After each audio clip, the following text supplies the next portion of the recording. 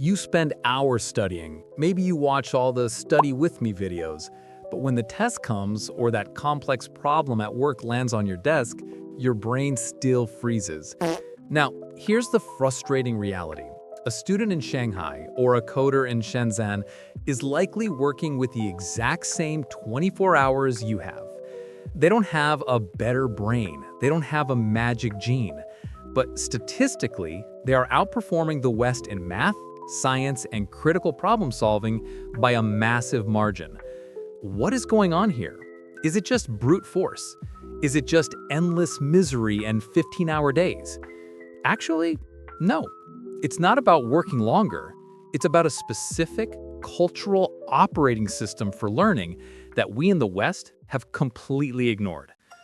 Today, we are looking under the hood of Chinese intellectual culture.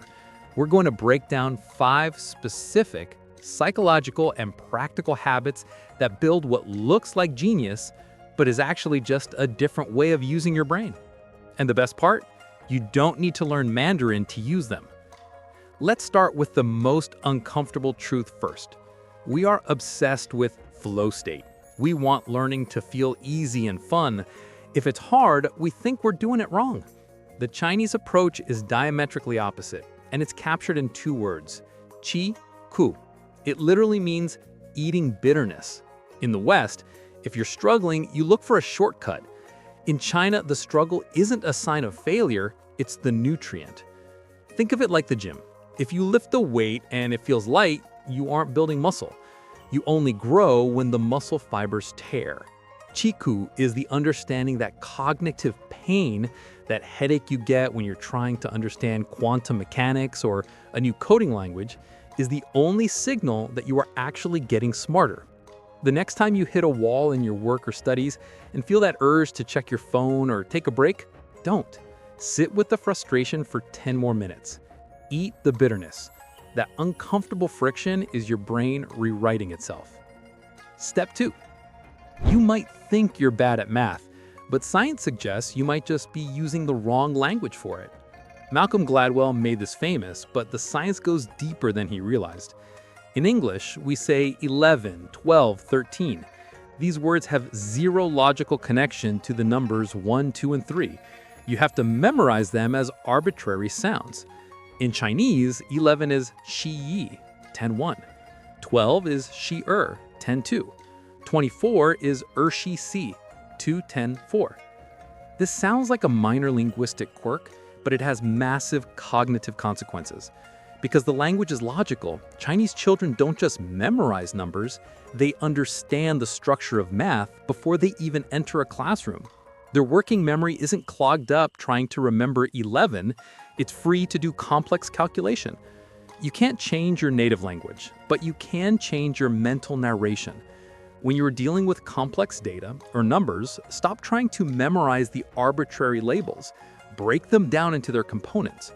Visualize the structure, not the sound. Declutter your working memory by turning abstract problems into logical blocks. Step 3. Here is a phrase you will hear in millions of Chinese households. Niu ben shen fei. It means the clumsy bird flies early. If you're not naturally good at piano, we say, oh, it's just not your thing. We protect your ego. The Chinese smart mindset assumes you are the clumsy bird. It assumes you are not a genius, and that is incredibly liberating. Because if you assume you're clumsy, you don't wait for inspiration, you fly early. You start working before the talented people have even woken up. This destroys the fear of failure. If you fail, it's not because you're stupid, it's just because you haven't flown early enough yet. It shifts the focus from identity, who I am, to timing, when I started. Stop telling yourself, I'm not a math person or I'm not a creative person. Assume you are just the clumsy bird who needs to start the project 24 hours before the genius does. That slight head start beats IQ every single time. Step 4. In the US or Europe, studying is a solitary confinement. You go to your room, shut the door, and you're alone. In the Chinese model, education is a team sport. The family unit mobilizes around the student. The parents aren't just nagging, They are logistics managers. They cut the fruit, they handle the shores, they create the environment. But more importantly, the success belongs to the team. This creates a psychological pressure, yes, but also a massive safety net. You aren't studying for your own vanity, you're studying to lift the lineage. It adds a layer of purpose that getting a good job simply can't match. Get an accountability partner. Turn your project into a team sport where your success benefits someone else, your family, your partner, your community. We work harder for others than we ever do for ourselves. Step 5. There was an old Chinese story about a student standing in the snow outside a master's house for days, just waiting for the master to wake up and teach him. This is Changmen Li Shu. Today, we treat teachers like service providers. I paid for this course, entertain me. The Chinese intellectual tradition views the teacher as a conduit to the Tao, the way. This deep humility quiets the ego. When you lower your ego, you become a sponge. You stop judging the teacher's style or entertainment value, and you purely absorb the information. The next time you take a course, read a book, or listen to a mentor, drop the critique. Stop analyzing whether they are boring. Submit to the process. Assume they know something you don't. The faster you drop your judgment, the faster you download their knowledge. So, here's the recap to upgrade your brain like the Chinese. 1. Eat bitterness. Embrace the pain of learning. 2. Use logical language. Visualize the structure of numbers. 3. Be the clumsy bird.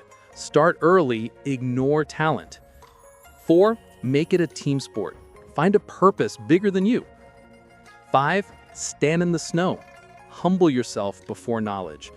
You don't need to be born in Beijing to use this. You just need to realize that being smart isn't a gift.